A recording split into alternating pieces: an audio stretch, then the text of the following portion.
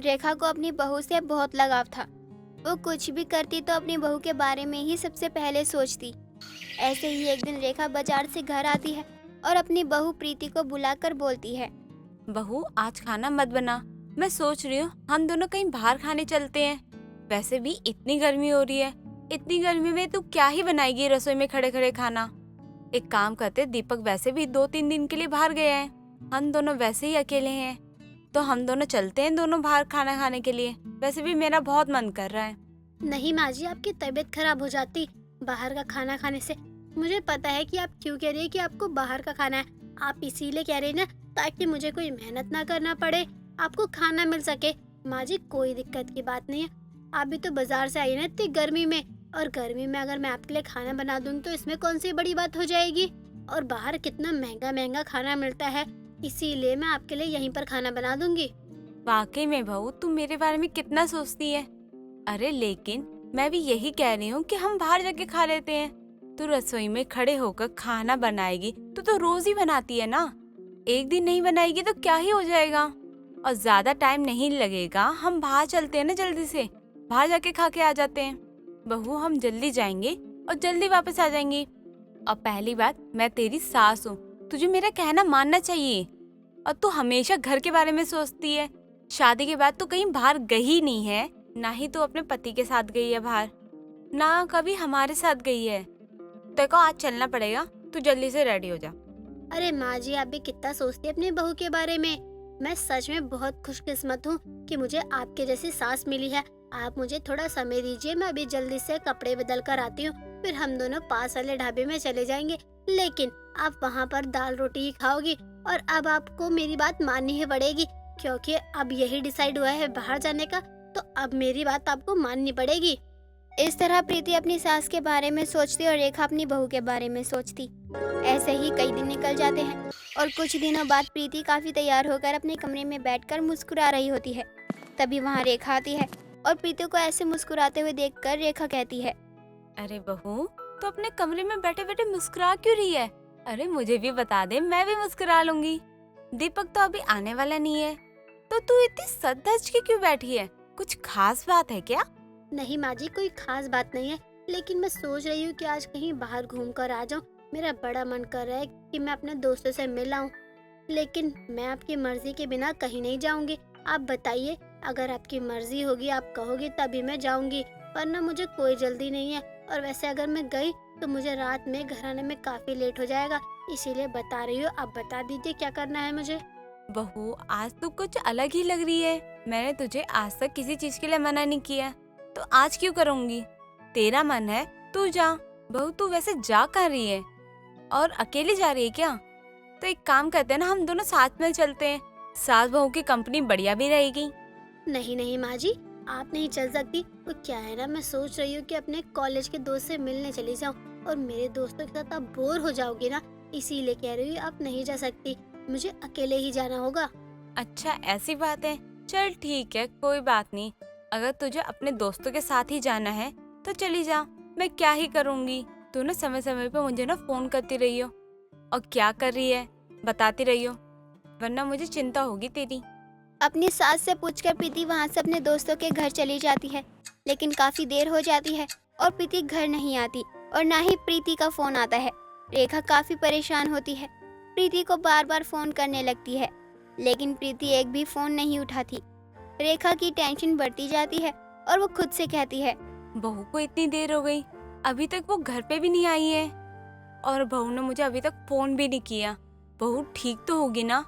क्या करूं मैं, मुझे कुछ पता भी नहीं है वो कौन से दोस्तों के साथ गई है। मुझे इतनी टेंशन हो रही है, बहू को बता के जाना चाहिए था।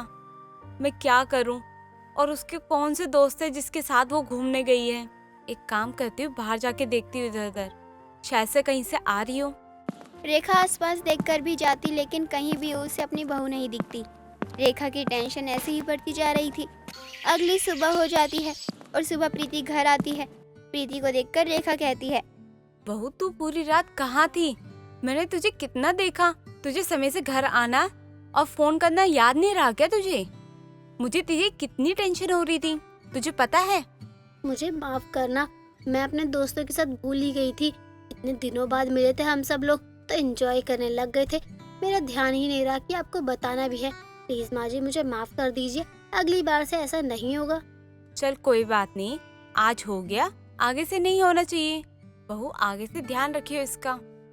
रेखा अपनी बहू को ज्यादा कुछ नहीं कहती, लेकिन अब वो प्रीति की हरकतें कुछ ज्यादा ही बढ़ती जा रही थी और प्रीति रोज रोज निकल जाती और अगली सुबह ही आती। ऐसे ही कई दिन निकल रहे थे, लेकिन रेखा कुछ कर नहीं पा रही थी। अपनी बहू की ऐसी हरकतें देखकर वो बहुत परेशान थी। दीपक घर वापस आता है। दीपक को देखकर रेखा की आंखें आंसुओं से भर जाती हैं और रेखा अपने बेटे को गले लगा लेती है। ये देखकर दीपक कहता है, माँ क्या हो गया आपको? आप रो क्यों रही हो? कोई बात है क्या? प्रीति ने कुछ कहा है क्या आपको? बोलो, कहाँ है वो? आजकल तो बहू के बारे में मुझे कुछ भी नहीं पता बेटा। बहू तो ये बोल के जाती है मैं थोड़ी देर में आ रही हूँ, लेकिन पूरी रात रात भर बाहर रहती है और बहू का कुछ अता पता भी नहीं रहता मुझे। मैंने बहू से कितनी बार बात करने की कोशिश की है, लेकिन बहू मेरे से बात करने के लिए राजी ही नहीं है बेटा। मैं कब से ही तेरा इंतजार कर रही थी कि तू कब आएगा, मैं तेरे से बात करूंगी। तू बहू को वो समझा ना कि वो आखिर कर क्या रही है। तभी वहाँ प्रीति नशे की हालत में घर पहुँचती है और कहती है, oh my dear darling husband, घर आ गए हैं। वेलकम जी वेलकम। आपको पता है आप अपनी इतनी सुंदर वाइफ को घर छोड़कर पता नहीं कहाँ कहाँ क्यों घूमते रहते हैं। अगर मुझे किसी ने कुछ कर दिया होता, खैर छोड़ो। माँ जी अब तो आपको बोर नहीं होगा ना? चलो अब मैं वापस चली जाती हूँ। बस मैं आपके लिए ही आई थी, वरना मैं तो आती भी नहीं। बहू ये क्या बातें कर रही है? और तूने नशा किया है? तुझे पता है ना हमारे घर में कोई नशा नहीं करता। ये तूने घटिया हरकत क्यों की है? तू तो संस्कारी थी, फिर तुझे हुआ क्या है बहू? मैं कर नहीं रही हूँ, बल्कि मेरे पति की वजह से करवाया जा रहा है। अरे आपको आपके बेटे ने बताया ही नहीं क्या कि मेरा अफेयर था? लेकिन अब नहीं है, इसीलिए आपके बेटे ने मुझे शादी के दिन ही छोड़कर चले गए थे। उसके बाद न कोई हाल चाल लिया, न कोई खैर खबर ली। अब जब मैं वापस किसी के साथ अफेयर चला रही हूँ तो ये मुंह उठाकर वापस आ गए। तो मैं क्या करूँ? दीपक बेटा मुझे माफ कर दे, मैंने बहुत ही बड़ी गलती कर दी इस लड़की से तेरी शादी करवा कर। ये लड़की ऐसी निकलेगी मुझे पता नहीं था। गलती मैंने की है तो मैं ही सुधारूंगी। अब इसका मैं अंतिम संस्कार करके मैं तेरी दूसरी शादी करवाऊंगी बेटा। अरे बेटा जिस लड़की से तू शादी करना चाहता था ना, मैं उसी से शादी करवाऊंगी तेरी, और इस लड़की को मैं घर से निकालूंगी। रेखा अपनी बहू का अंतिम संस्कार कराकर अपनी दूसरी बहू ले आती है, जिसके बाद प्रीति अपने रास्ते और रेखा अपने परिवार के साथ अपने रास्ते हो जाती है। जैसा कि हम सभी लोग जानते हैं कि आज के टाइम में लोग इंटरनेट का इस्तेमाल बहुत तेजी से कर रहे हैं। इंटरनेट के जरिए वो ऐसे लोगों से जुड़ते हैं जिन्हें वो जानते तक नहीं है। इंटरनेट का प्रभाव जितना लोगों पर अच्छा पड़ रहा है, उससे कई ज्यादा बुरा भी पड़ रहा है। इस चीज को आज हम इस कहानी के जरिए बताएंगे। आरोही एक इंडिपेंडेंट लड़की थी और उसे इंटरनेट के थ्रू न्यू लोगों से जुड़ना, उनसे बात करना, अपनी लाइफ का एक एक मोमेंट पब्लिकली पोस्ट करना बहुत पसंद था। ये बात उसकी दोस्त शाइना और दिलीप को बिल्कुल भी अच्छी नहीं लगती थी। वो उसे कई बार समझाने की कोशिश करते, लेकिन आरोही उनकी बातों पर कोई ध्यान नहीं देती। ऐसे ही एक दिन ऑफिस खत्म होने के बाद आरोही अपने दोस्तों के साथ कॉफी पीते हुए पिक क्लिक करके FB पर पोस्ट कर रही होती है। तभी उसकी दोस्त शाइना कहती है, क्या यार आरोही, क्या तू हमेशा अपनी लाइफ को सोशल मीडिया पर पोस्ट करती रहती है? अपनी लाइफ की कोई तो चीज प्राइवेट रखा कर। Shaina, internet social media use करने के लिए ही होता है, तेरी तरह नहीं जिसे उसकी कोई नॉलेज ही ना हो। तू सच में बहुत डरती है। मैं डरती नहीं हूँ, समझदार हूँ। तू तो इतना अपडेट रहती है, सोशल मीडिया पर देखती नहीं है क्या आजकल कैसे लोग दूसरों की आईडी का इस्तेमाल करके उनके अकाउंट को हैक करके लड़कियों को परेशान करते हैं। यार तू भी ना, अगर एक इंसान के साथ गलत हो गया तो सबके साथ गलत होगा क्या? और मैं तो कितने टाइम से सोशल मीडिया पर और इंटरनेट का यूज कर रही हूँ, मेरे साथ ऐसा तो नहीं हुआ कभी। बहुत अच्छी बात है यार, ये चीज उन लोगों से पूछ जिनके साथ ये सब प्रॉब्लम होती है। इसीलिए कहती हूँ कि इंटरनेट का यूज अपनी लाइफ को सिर्फ पब्लिकली शो करने के लिए मत कर, बल्कि उसकी जगह अच्छी चीजों के लिए भी कर। तू तो मुझे इतना सुना रही है जैसे तू इंटरनेट का यूज ही करती ना हो। मैं तेरी तरह पूरे दिन व्हाट्सएप, फेसबुक, इंस्टा इन सब पर पर्सनल लाइफ शो नहीं करती हूँ, बल्कि अपने अंदर का टैलेंट शो करती हूँ। अपने काम से रिलेटेड जानकारी लिए इंटरनेट का यूज करती हूँ। वैसे आरोही, शाइना ठीक कह रही है। आजकल इस तरह से अपनी लाइफ को सोशल मीडिया और इंटरनेट के थ्रू पब्लिकली शो करना ठीक नहीं है।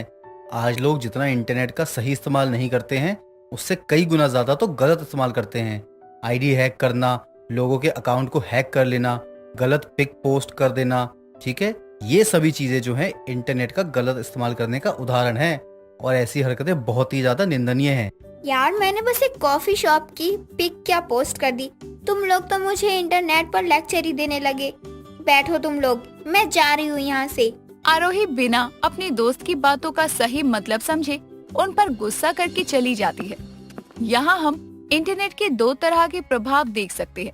जहाँ आरोही इंटरनेट को सिर्फ अपने एंटरटेनमेंट का जरिया समझकर सिर्फ अपनी लाइफ को पब्लिकली शो करने के लिए यूज करती थी, वहीं दूसरी तरफ उसकी दोस्त शाइना इंटरनेट के जरिए लोगों तक अपने सिंगिंग के हुनर को पहुंचा रही थी। ऐसे ही थोड़ा समय बीतता है, लेकिन आरोही का अपनी पर्सनल लाइफ को इंटरनेट के थ्रू पब्लिकली शेयर करने की आदत में कोई सुधार नहीं थी।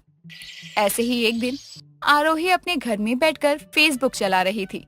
तभी उसकी दोस्त शाइना वहाँ आती है और कहती है, ओ मैडम, कभी अपनी इस इंटरनेट वाली दुनिया से बाहर भी निकल जाया करो। जब देखो बस यही internet, social media, Facebook, Insta, Twitter, यही सब बस। यार तू तो जानती है ना कि मम्मी पापा के जाने के बाद मैं बहुत अकेला फील करने लगी थी। तब से मुझे इस इंटरनेट की आदत लग गई है और अब ये आदत छूटती ही नहीं है। क्या करूं? हाँ मैं समझ सकती हूँ, लेकिन मुझे आजकल के चल रहे माहौल से बहुत डर लगता है, इसलिए मैं जल्दी अपनी पिक भी पोस्ट नहीं करती हूँ। भगवान ना करे कहीं कोई ऐसी प्रॉब्लम मेरे साथ हुई तो मेरे घर वाले का क्या होगा, वो तो वैसे ही मुझे मार डालेंगे। वो सब छोड़ यार, तू बता आज तू मेरे घर पर कैसे? कुछ नहीं यार, घर पर बैठी अकेली बोर हो रही थी तो सोचा तुझसे ही मिलने आ जाऊं। चल ना कहीं घूम कर आते हैं हम दोनों। हाँ ना, चल चलते हैं। मैं भी बोर हो रही हूँ। एक काम करते हैं, दिलीप को भी कॉल करके बुला लेते हैं, साथ में चलेंगे और मजा आएगा। आरोही इतना कहकर अपने दोस्त दिलीप को कॉल करके अपने घर बुलाती है। कुछ समय बाद सभी लोग बाहर घूमने के लिए निकल जाते हैं। जहाँ पहुँचने के बाद आरोही अपनी पिक्स के साथ अपनी लाइव लोकेशन भी सोशल मीडिया पर पोस्ट कर देती है और अपने दोस्तों के साथ एंजॉय करने लगती है। तभी उसके FB के मैसेंजर पर एक लड़की का मैसेज आता है, जिसमें लिखा होता है कि आप फोटो से ज्यादा सामने से खूबसूरत लगती हैं। जिसे देखकर वो बहुत परेशान हो जाती है और अपनी नजरें चारों ओर घुमाकर अपने आसपास के लोगों को देखने लगती है। तभी उसकी दोस्त शाइना कहती है, आरोही तू ऐसे घबरा कर किसे ढूंढ रही है? हम तो तेरे पास ही है, कोई पसंद आ गया है क्या तुझे? हाँ बता दो आरोही, हम भी तुम्हारी FB पर पोस्ट कर देंगे कि हमारी दोस्त आरोही को प्यार हो गया है। वैसे भी तुम सब कुछ तो पोस्ट करती ही हो ना। हो गई तुम लोगों की बकवास। यार मेरा ना थोड़ा मूड ऑफ हो गया है, घर चलते हैं। रुकते हैं ना थोड़ी देर। आरोही अपनी दोस्त से बातें कर रही थी कि तभी उसके मैसेंजर पर उसकी ही पिक आती है, जो कि उसने अभी पोस्ट भी नहीं की थी।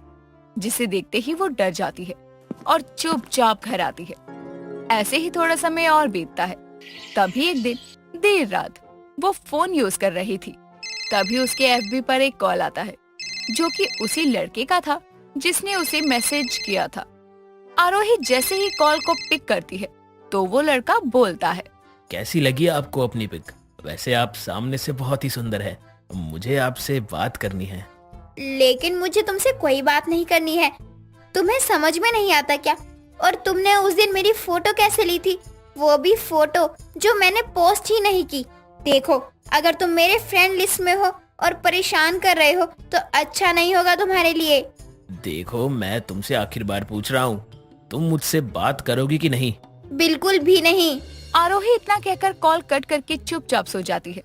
अगले दिन सुबह वो जैसे ही सोशल मीडिया पर एक्टिव होती है तो हर जगह, चाहे वो इंस्टा हो, FB हो, अपनी गलत तरह की एडिट की हुई पिक्स की पोस्ट देखकर परेशान हो जाती है और रोने लगती है।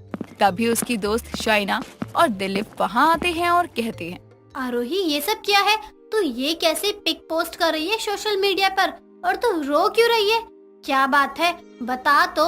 बताओ ना आरोही, ऐसे रोने से काम थोड़ी ना चलेगा। अगर तुम हमें बताओगी नहीं तो हमें पता कैसे चलेगा?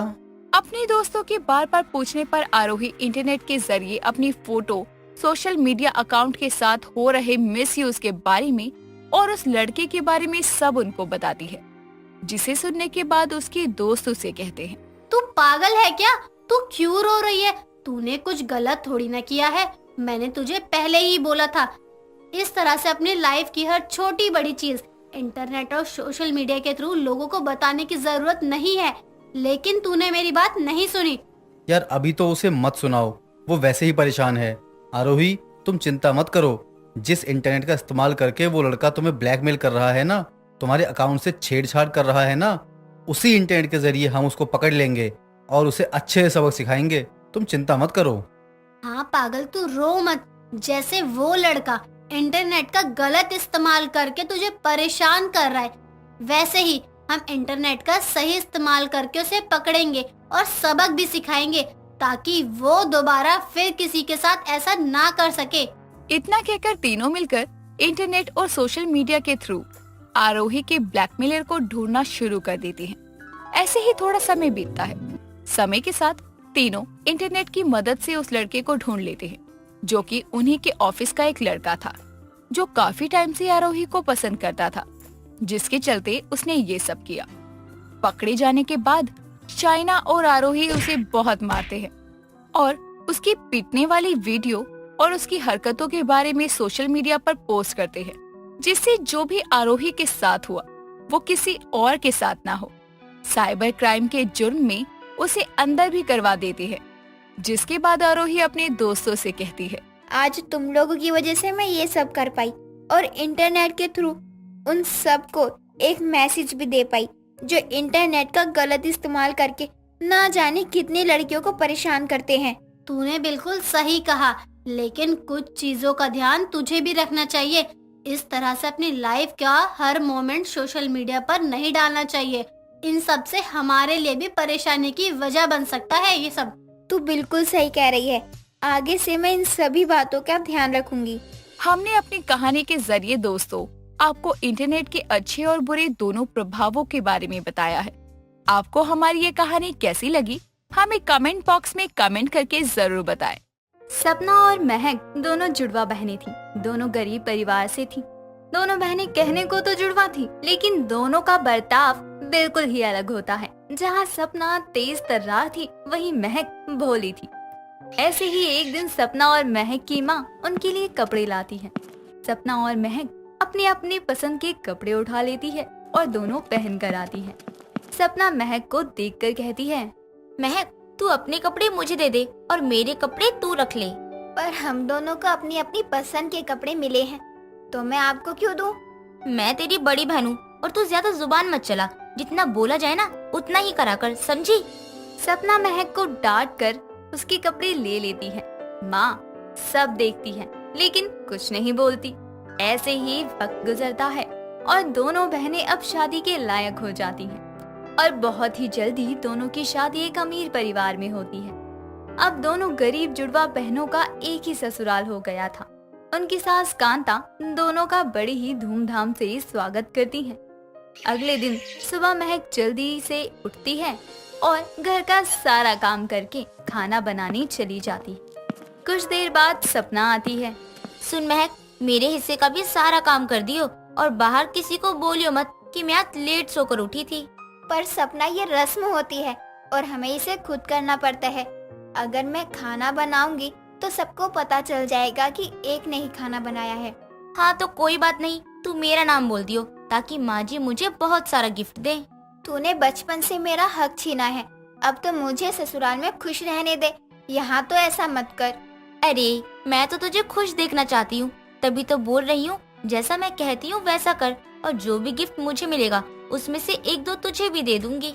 सपना इतना बोलकर वहाँ से चली जाती है और महक चुपचाप खाना बनाने लगती है। कुछ देर बाद कांता और पूरा परिवार खाना खाने आता है और महक सबको खाना देती है। कांता खाना खाती है। बहू, खाना तो बहुत अच्छा बना है, किसने बनाया है? माँ जी आपको खाना अच्छा लगा ना? मुझे पता था, क्योंकि मेरे हाथों में तो जादू है, जादू। आपको पता है, सुबह 5 बजे से उठी हुई हूँ, मैं घर के सारे काम कर रही हूँ, बहुत थक भी गई हूँ माँ जी। और महक बहू, तूने कुछ नहीं बनाया? माँ जी आप भी कैसी बातें कर रही हैं? ये जितनी बुद्धू है ना, इतना ही उसके हाथ का खाना भी है। आपको पता है, मेरी माँ को भी मेरे हाथ का खाना बहुत पसंद था। पर महक बहू, तू कुछ तो बना लेती, कुछ मीठा ही बना लेती। खैर कोई बात नहीं, तू सपना से कुछ सीख लियो, क्योंकि अब घर तुम दोनों को मिलकर ही चलाना है। जी माँ जी, जैसा आप कहो। महक सपना के खिलाफ कुछ नहीं बोलती और चुपचाप सब सुनती है। खाना खाने के बाद सभी सपना को गिफ्ट देते हैं और सपना उन्हें लेकर अपने कमरे में चली जाती है। ऐसे ही दिन गुजरता है और महक के काम की तारीफ सपना अपने ही हक में ले लेती है। एक रोज महक रसोई में अपने पति राकेश के लिए खाना बना रही थी और कुछ देर बाद महक खाना लेकर आती है और राकेश को दे देती है। राकेश खाना खा ही रहा होता है कि तभी सपना भी वहाँ आ जाती है। तो देवर जी बताइए, खाना कैसा बना है? अच्छा बना है ना? दाल तो आपको अच्छी ही लगी होगी। भाभी खाना तो बहुत अच्छा बना है, आखिर महक ने जो बनाया मेरे लिए, वो भी इतने प्यार से।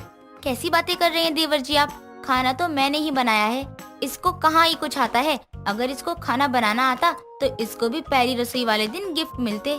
मेरे सामने ही महक ने खाना बनाया और वो लेके आई, फिर भी भाभी झूठ कह रही है। पक्का पहले रसोई के दिन भी इन्होंने झूठ बोला होगा ताकि सब इनकी तारीफ करे और ये सुन के ये खुश हो और महक को नीचा दिखा सके। दोनों बहन दिखने में तो बिल्कुल एक जैसी है, लेकिन दोनों एक दूसरे से बहुत अलग है। क्या हो गया देवर जी, क्या सोच रहे हो? मेरी तारीफ करने के लिए शब्द नहीं मिल रहे हैं क्या? कुछ नहीं भाभी, वैसे खाना तो बहुत अच्छा है, लेकिन नमक थोड़ा ज्यादा है, पर क्या कर सकते हैं, नमक तो आजकल अच्छा नहीं आ रहा। और अब से ना आप ऐसा करना, जब भी घर में कोई मेहमान आए ना तो खाना आप ही बनाना, लेकिन अदरक और लहसुन कम डालना, क्योंकि उनसे आपको कोई टिप थोड़ी ना लेना है। और दाल में जो तड़का डाला है ना, मन करता है आपको गिफ्ट दे दूं, लेकिन अगर हमारी कढ़ाई पतली ना होती ना तो ये दाल जलने का टेस्ट नहीं आता। लेकिन बाकी सब अच्छा है, आप तो हमारे घर की संजीव कपूर है। राकेश सपना की बहुत बेइज्जती करता है और ये सब महक देखकर बहुत खुश होती है। सपना खुद की बेइज्जती सुनकर वहाँ से बिना कुछ कहे ही चली जाती है। ऐसे ही दिन बीतते हैं और सपना अपने ससुराल में बहुत ही ऐशो आराम से रहती है। एक अमीर बहू की तरह अच्छे अच्छे कपड़े पहनना, बाहर घूमना, पार्टी करना। और वहीं महक जो सीधी थी, उसे कुछ नहीं आता था, वो हमेशा ही घर के अंदर रहती, कभी बाहर नहीं जाया करती। ऐसे ही एक दिन कांता के घर में पार्टी होती है और कांता आकर दोनों से कहती है, बहू तुम दोनों आज शाम को अच्छे से रेडी हो जाना, आज हमारे घर में एक पार्टी है, उसमें बहुत सारे मेहमान भी आएंगे। जी माँ जी। कांता इतना बोलकर चली जाती है और कांता की जाते ही सपना जल्दी से अपने कमरे में जाती है। अपना पर्स लेकर शॉपिंग के लिए चली जाती है। बाजार से वो एक चमकीले नीले रंग की ड्रेस लेकर आती है और बहुत सारा मेकअप का सामान भी। शाम को सारे मेहमान घर में आने लगते हैं। सपना, मुझे भी तैयार कर दे, उसके बाद तू तैयार हो जाइयो। चल हट, पहले मुझे तैयार होने दे, उसके बाद तुझे तैयार कर दूंगी। आज पार्टी में मुझे सबसे अलग दिखना है, अगर तुझे तैयार करने लग गई तो मैं लेट हो जाऊंगी। ठीक है, तो तैयार हो जा, मैं जब तक इंतजार कर लेती हूँ। महक इतना बोलकर वहीं पास में बैठ जाती है और सपना तैयार होती है। कुछ देर बाद कांता दोनों को आवाज लगाती है, लेकिन महक तैयार ना होने की वजह से घबरा जाती है और अपने कमरे में जाकर जो भी सामान उसके पास होता है उससे जल्दी से तैयार होकर नीचे आ जाती है। और फिर कुछ देर बाद सपना भी आती है। पार्टी में सबकी नजर सपना पर ही होती है। ये सब देखकर सपना मन में कहती है, क्या बात है, आज तो सबकी नजर मुझ पर ही है, पक्का आज तो मैं तारीफ से भर ही जाऊंगी। हाय सपना, तुझे कभी किसी की नजर न लगे, ये तो हमारी नाक ही कटवा कर रहेगी। इसको बोली थी मैं ये तैयार कर दूंगी, लेकिन नहीं, भाग गई और साड़ी पहनकर आ गई। इस बार तो मैं इसको माँ जी से बिल्कुल नहीं बचाऊंगी। सपना ये सब सोचकर बहुत खुश होती है। पार्टी में कांता की एक सहेली विमला आती है और सपना को देखकर उससे कहती है, कांता, तूने पक्का मुंह दिखाई की रस्म ही रखी है। तेरी बड़ी बहू को देखकर कुछ अलग ही लग रहा है, और तू तो कह रही थी तेरी जुड़वा बहुएं हैं। दोनों को देखकर अलग ही लग रहा है। वैसे मेरी बहुएं थी तो जुड़वा ही, लेकिन आज पता नहीं मुझे भी अलग लग रही हैं। मैंने ही इनको नहीं बताया कि मुंह दिखाई की पार्टी रखी है। वो सब ठीक है, लेकिन जहाँ एक इतना मेकअप कर कर नीले रंग की चमकती ड्रेस पहनकर आई है, वहीं दूसरी वाली बिल्कुल सिंपल सा मेकअप और साड़ी पहनकर आई है। दोनों कहने को एक जैसी है, लेकिन असल में दोनों बहुत अलग हैं। कांता को विमला की बातें सुनकर सपना पर बहुत गुस्सा आता है और वो सपना को बगल में ले जाकर कहती है, ये क्या बहू, तू क्या पहनकर आई है? अरे माँ जी, आप मुझे कोने में क्यों लेकर आई हो? आप मेरी तारीफ सबके सामने भी तो कर सकती थी ना। मुझे पता है लोग मुझे देख ही रहे हैं जैसे कि मैं हूर की परी हूँ।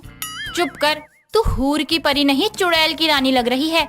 सिंपल सी साड़ी पहनकर नहीं आ सकती थी? महक को देख, वो कितनी सिंपल बनकर आई है। पूरे पार्टी में उसकी तारीफ हो रही है और तेरी बेइज्जती।